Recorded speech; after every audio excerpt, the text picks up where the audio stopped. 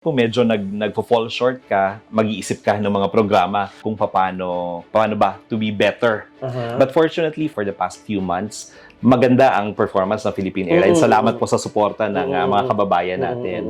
Hello mga ka-Global! Welcome to another episode of the Global Filipino Magazine, Kwento ng Tagumpay. And with me right now is the Area Manager of the Philippine Airlines, Mr. Josh M. Vasquez.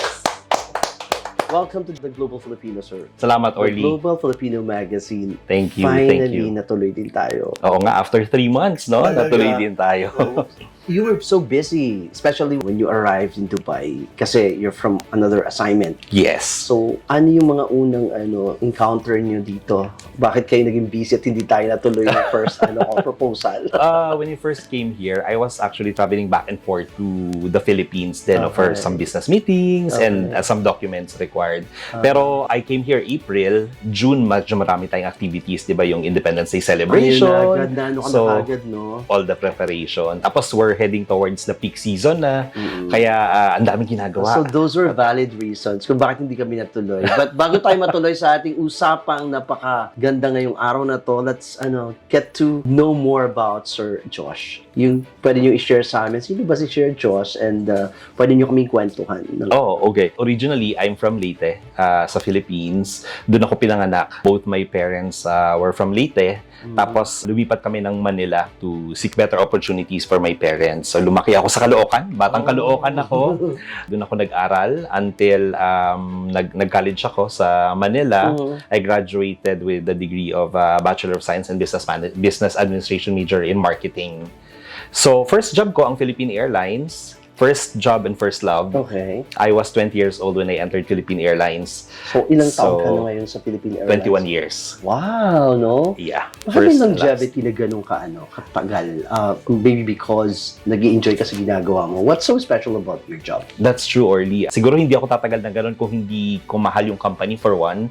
Number two, siguro minahal ko dahil nag-i-enjoy nga ako. I think traveling is one thing that I love the most. And that's one of the perks, no? Yes. Diba? Yes. So, ng Philippine Airlines employees, kasama sa benefits yun, kasama sa yearly, yun nga, benefits. So, we get to use that. Siyempre, napakasaya mag-travel, diba? So, I guess, yun yung reason kung ba't nag-stay ako ng matagal. Ikaw ba talaga, mahilig ka ba talaga magbiyahe? Yes. Pero hindi ka dati yung katulad nung una na pagkasasakay sa aeroplano, medyo takot, kinakabahan, etc.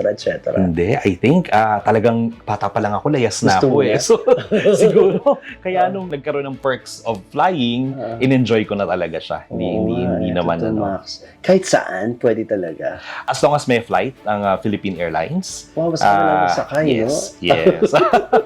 Ang saya. So there's no required course to be in your position? Basically, wala naman siyang required na course. You'll just have to pass a series of exams to enter the company. Of course, a series of interviews also. There will be an assessment kung saan ka ilalagay. And then you do the progression. Pero ikaw rin, nag-start ka rin sa mababang posisyon. Yes.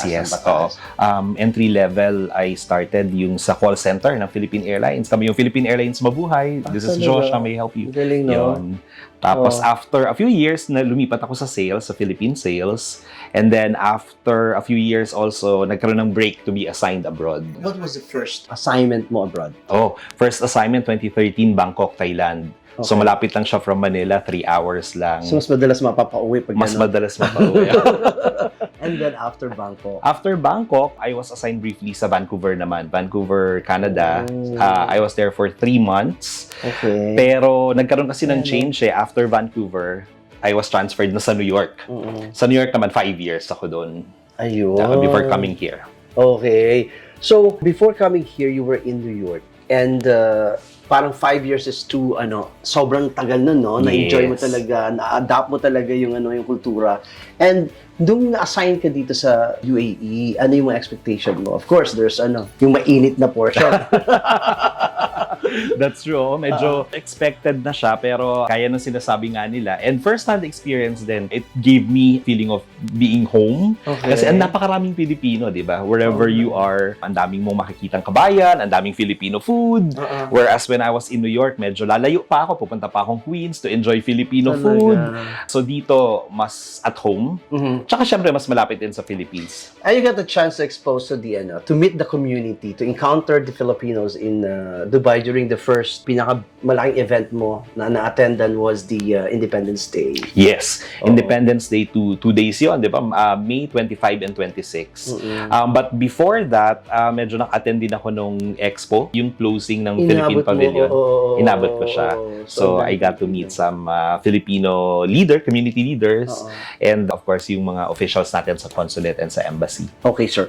Being an area manager of the Philippine Airlines, ano yung daily routine mo concerning your job activities? Talagang ang function naman namin is to see to it na Philippine Airlines is being sold or binibili siya ng mga passengers natin dito sa Dubai, no. So on a daily basis, tinitingnan namin yung sales the week prior or the day prior. And then kung medyo nagfo-fall short ka, mag-iisip ka ng mga programa kung anong pwede or promotion, ikaw rin yun kung paano ba to be better. But fortunately, for the past few months, maganda ang performance ng Philippine Airlines. Salamat po sa suporta ng mga kababayan natin. So, ngayon, ang programa na iniisip namin is for the forward months naman, from between now up to December. Kasi bare months, malapit na, di ba? So, there's always a plan na magbakasyon sa Pilipinas ang ating mga OFWs. Do you also consider those kind of mga occasions? Yes. Ano ba yung peak season, and can you explain to us when is the peak season, when is the lean season? Peak season basically kung ito yung mga period kung saan yung mga tao nagta-travel ng bultuhan or ng maramihan. We expect that already usually kapag Eid yan, May and July. Tapos kapag December, of course, marami tayong kababayan na uuwi sa Philippines to spend Christmas and New Year sa Pilipinas. So yun yung mga identified peak season namin. But can you enlighten us then when it's peak season? Mahal ba yung ticket? Yes. Ayun.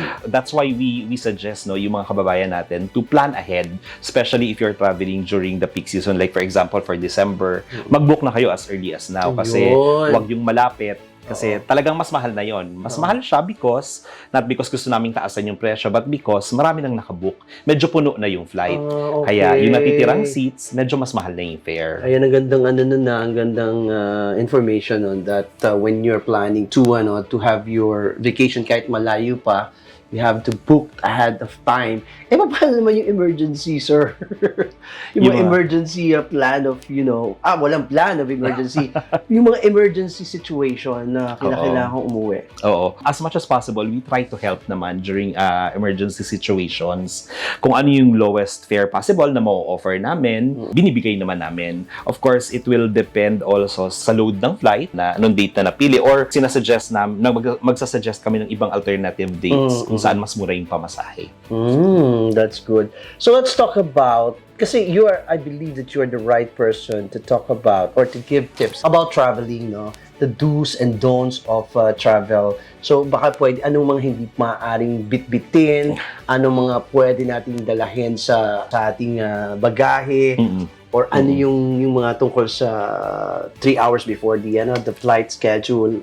Lahat ng pwede nyo i-share. Magandang tanong yan, no? Especially now after the pandemic, no? I think ang number one talaga na dapat tandaan ng mga kababayan natin when traveling is to know all the rules and regulation of traveling.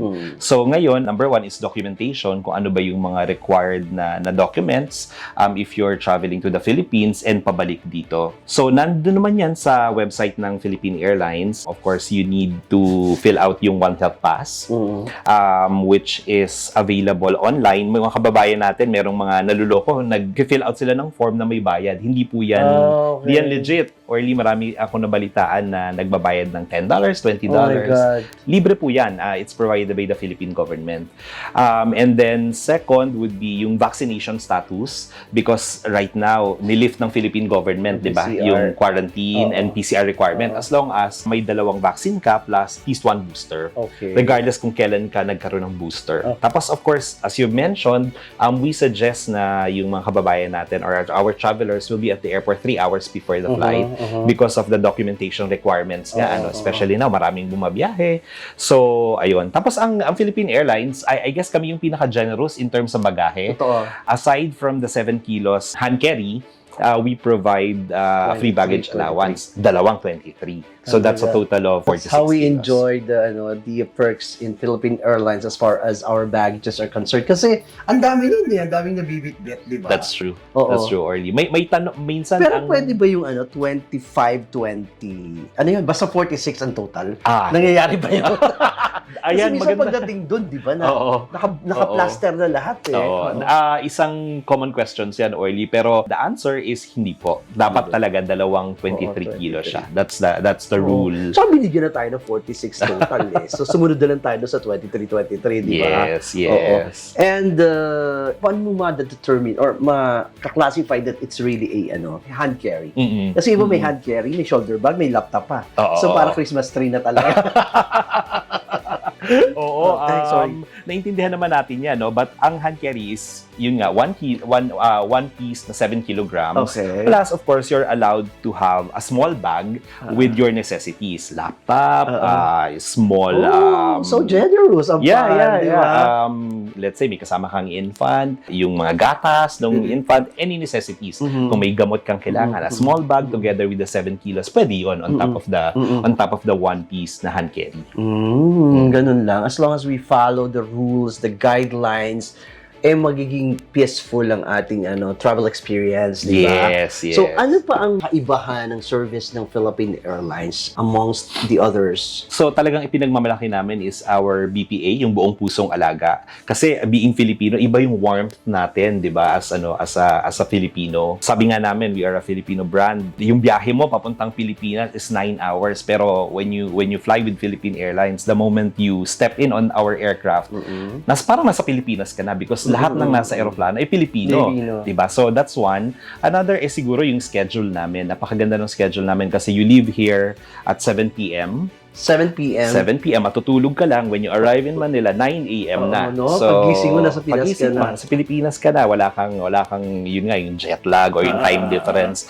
And hindi naman lahat taga Manila, diba? So, yung may mga onward flight to different Philippine domestic destinations sa mga probinsya. Magandang connection ka pa siya kasi umaga ka darating doon. So, pwede kang makakonect sa lahat ng domestic flights. Wow. And by the way, Orly, meron kami ngayong free domestic flights to 11 destinations in the Philippines. Free? So, free siya. So, once you buy your Dubai to Manila ticket, just inquire with your travel agents or yung sa ticket counter namin because if you have an onward connection, libre na siya. Kasing presyo siya ng, let's say, kailan to? Year-round yan, Orly. Year-round siya. Any part of, yung domestic flights. Domestic. To Bicol, to Cebu. Yes. To Palawan. Yes. Ang ganda. 11 domestic destinations. Paano ako? Halimbawa, pagdating ko sa Pilipinas, gusto ko makapunta muna ng Palawan and I'll consider the yun lang. You have to purchase it kung mag-decide ka na by the time you purchase the ticket. Kailangan sabay siyang i-book. Sabay, di ba? Ang ganda. And this is all year round talaga. All year round. Talagang lean season or peak season, pwede. Pwede siya. Wonderful. Oh, sir, bare months, na-mention natin kanina, bare months are coming so fast. So, ano yung maaari yung ibahagi sa atin ngayong interview na to na magiging masaya ang ating mga kababayan sa darating na Pasko na baka syempre ang kailangan nila mababang presyo ng yun lang naman eh. Oo. Actually, meron nagtaas ang gasolina, di ba? Yun nga medyo yan ang challenge sa amin sa airline industry. Nabanggit natin kanina yung peak season na, di ba? Yung November 16 onwards kasi medyo marami na talaga magta-travel niyan. So for those na who would like to travel early and be in the Philippines even before December, you can avail of the promo. It's as low as 1,700 base fare plus taxes. Galing ah. Yun nga, for your travel until November 15. Tapos may business class din kami. I know marami sa kababayan natin masyadong masipag. You deserve some luxury also when you travel. To experience business class. To experience business class, 5,000 yan base fare plus taxes. Same travel period. Ano ang difference ng economy and business Economy class? and business class. So, when you travel on business class, syempre may separate cabin siya. Of course, yung seat pitch and the seat width is also bigger and wider as compared to economy class. And the service also is different. Philippine Airlines, well, we do a one-by-one service, meaning very personal yung service sa business class. You are addressed by your name. Makakapamili ka ng meal option from appetizer to the main course to your beverages. So those are just some of the perks. But we invite our kababayans to try traveling on business class. In your observation right now, maraming kababayan din natin nag-a-avail ng business class. Yes. In fact, the past few months napupuno ang business class cabin namin. I guess siguro nga yun, nire-reward din naman ng mga kababayan natin yung sarili nila, di ba? When you're traveling. So 9 hours din yun. And it's very advisable, especially on the flights like the Dubai to Manila.